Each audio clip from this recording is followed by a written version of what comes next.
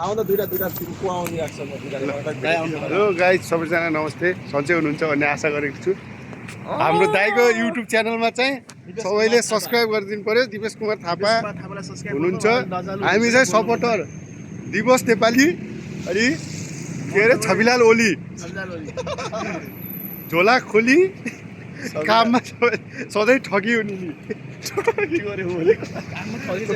यदि चाहिँ हाम्रो अहिलेको नै पुरानो के अरे प्रधानमन्त्रीको बुबु नाति आफ्नै होइन उसको बुढी तिम्रो को अरे फुबु केपी ओलीको तिमी को अरे नाति अनि केपी ओलीको नाति उहाँ चाहिँ कता जानुहुन्छ यता आउनु न। हाम्रो चाहिँ युट्युबर है दिपेश कुमार सानो भए पनि अब युट्युबर हुनुहुन्छ है। थापा दिपेश कुमार थापा दाजु हुनुहुन्छ। हाम्रो उतै कोलपुर नेपालगञ्जतिरको हामी पनि कोलपुर नेपालगञ्ज। मेरो घर चाहिँ कोलपुर, दाइको घर नेपालगञ्ज। भाइको घर सुर्खेत सल्यान। भाइको घर चाहिँ नसुन्ने तिम्रो कुरा सुन्न हामीलाई टाइम छैन। हामी भ्लग गराइरहेको छौँ हो कि होइन दाजु? हामी चाहिँ भ्लग गरिरहेछौँ।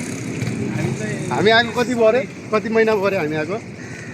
हामी दाइ र म चाहिँ आएको 8 महिना जति भयो। यहाँ चाहिँ फर्स्ट टाइम आएको छौँ यो ठाउँमा घुम्न। हेर्नुहोस् ओ भाइ चाहिँ आएको कति भयो भाइ? तिमी आएको 1 महिना भएको चाहिँ घुमाउनु लिएर आएको। तिमी आएको कति महिना भयो? 3 महिना भयो। 3 महिना भयो। भाइ चाहिँ 3 महिना भयो। हामी चाहिँ फाइनली 8 महिना भयो।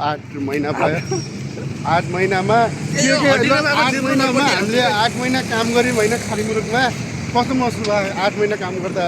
घर छोडेर आएको पनि 8 महिना आएको। आज नेपाली एउटा झोरले मोमो खाने हो, झोरले मोमो। हामी चाहिँ 8 महिना भयो आएको।